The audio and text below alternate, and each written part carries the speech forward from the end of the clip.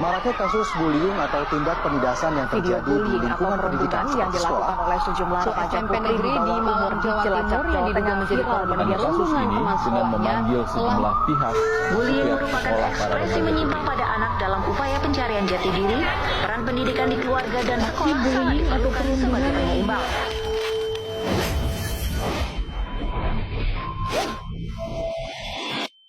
Assalamualaikum warahmatullahi wabarakatuh. Perkenalkan, nama saya Pasan Lupiana Saputra dari kelas 1B dengan NIM 202515101004. Pada video ini saya akan memaparkan analisis tentang pencegahan bullying di Palembang serta akan menjelaskan solusi yang didukung oleh teori-teori psikologi pendidikan. Seorang siswa SMP di Palembang, Sumatera Selatan diduga menjadi korban perundungan oleh remaja satu kampung. Korban, pemirsa, bahkan diceburkan ke kali dari jembatan. Dalam rekaman video amatir ini terlihat sejumlah remaja berkumpul di jembatan Kelurahan 15 Ulu, Kecamatan Jakabaring, Palembang, Sumatera Selatan pada Minggu sore 18 Mei lalu. Dalam video itu terlihat seorang siswa SMP berinisial T yang masih memakai seragam sekolah tampak diseret ke atas jembatan oleh sejumlah teman-temannya. Sementara anak-anak yang lain terlihat bersorak saat melihat korban yang berusia 13 tahun itu dibawa ke atas jembatan. Tak lama kemudian, korban terlihat sudah berada di sungai dengan kondisi basah kuyup. Tak hanya seorang siswa SMP berusia sekitar 13 tahun menjadi korban kekerasan brutal oleh sekelompok remaja di kawasan Jakabaring, Palembang. Ia didorong ke sungai dari atas jembatan, mengalami luka fisik dan trauma. Aksi tersebut direkam dan videonya viral di media sosial, memicu kemarahan publik. Terungkap bahwa kejadian serupa pernah dialami temannya, menunjukkan pola kekasaran yang berulang. Masyarakat mengancam keras tindakan tersebut dan mendesak aparat hukum untuk bertindak tegas. Kasus ini menyoroti pentingnya pengawasan terhadap perilaku remaja dan perlu pendidikan karakter yang kuat, baik di sekolah maupun lingkungan sosial, sebagai upaya pencegahan terhadap kekerasan dan perundungan. Di sini saya akan menganalisis kasus bullying di Palembang berdasarkan teori psikologi pendidikan. Kasus siswa SMP yang diceburkan ke sungai oleh sekelompok remaja di Palembang mencerminkan kekerasan yang tidak terjadi secara tiba-tiba, melainkan tumbuh dari proses belajar sosial dalam lingkungan yang permisif terhadap kekerasan. Menurut teori Bandura, anak-anak belajar dari meniru perilaku orang di sekitarnya, dan dalam kasus ini kekerasan menjadi pola yang ditiru dan diperkuat oleh sekelompok. Brown Pepreneur menerapkan bahwa perilaku anak dipengaruhi oleh sistem sosial yang lebih luas, keluarga, sekolah, dan masyarakat, yang jika gagal memberikan nilai dan batasan moral dapat melahirkan perilaku menyimpang. Maslow menunjukkan bahwa kekerasan bisa menjadi pelampiasan dari kebutuhan dasar yang tidak terpenuhi, seperti rasa aman dan penghargaan. Sementara itu, Colbert menjelaskan bahwa remaja yang belum berkembang secara moral akan menilai tindakan hanya dari konseptual. Maslow menunjukkan bahwa kekerasan bisa menjadi pelampiasan dari kebutuhan dasar yang tidak terpenuhi, seperti rasa aman dan penghargaan.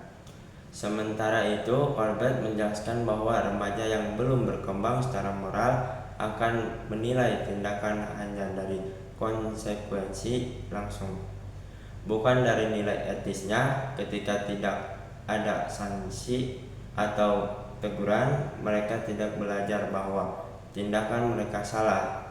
Festinger menambahkan bahwa pelaku bisa merasionalisasi kekerasan untuk menghindari rasa bermasalah, misalnya dengan menyalahkan korban. Keseluruhan kasus ini menunjukkan bahwa bullying bukan hanya masalah individu, tetapi juga kegagalan sistemik dalam membentuk karakter dan empati. Oleh karena itu, pendidikan karakter, pengawasan oleh orang tua, dan keterlibatan masyarakat menjadi sangat penting untuk mencegah kekerasan serupa di masa depan. Saya akan mensolusikan dan merekomendasikan pencegahan menurut teori psikologi pendidikan, seperti yang terjadi di Palembang. Dengan berdasarkan pada teori-teori psikologi pendidikan, pencegahan tidak cukup hanya dengan menindak pelaku, tetapi harus menyentuh akar solusi dan psikologis dari perilaku tersebut. Dari perspektif teori belajar sosial Bandura, penting untuk menghadirkan figur panutan yang menunjukkan perilaku empati dan damai, agar anak-anak memiliki contoh konkret yang bisa ditiru guru, orang tua, dan tokoh masyarakat. Memainkan peran sentral dalam membentuk norma sosial dan menolak kekerasan dan merayakan keberagaman. Sementara itu, teori ekologi Brundtland-Renner menerapkan perlunya intervensi lintas sistem. Sekolah harus menjadi ruang yang menanamkan nilai moral dan sosial secara konsisten melalui kurikulum karakter yang reflektif dan kontekstual.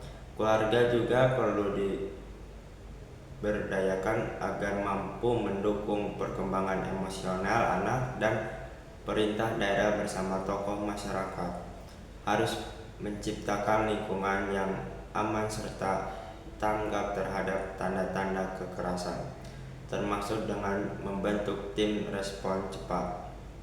Maslow mengingatkan bahwa kebutuhan dasar anak seperti rasa aman dan penghargaan harus terpenuhi agar mereka tidak mencari kompensasi dalam bentuk perilaku menyimpang. Maka sekolah dan komunitas perlu membangun sistem penghargaan yang menonjol nilai prososial seperti empati dan keberanian membela teman.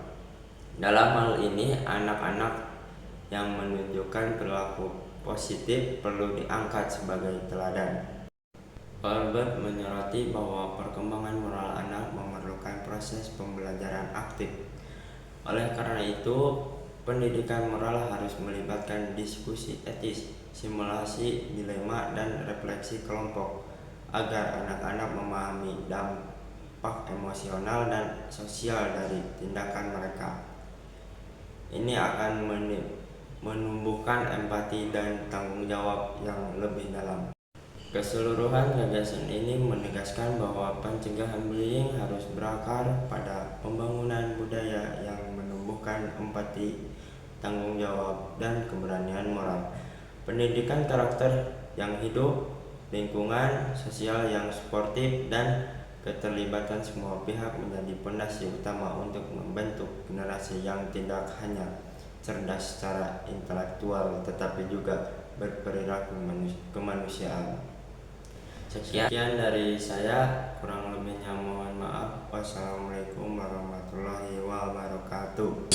Stop bullying, karena bullying adalah sesuatu yang tidak terlihat, tapi itu nyata dan ada yang merasakan.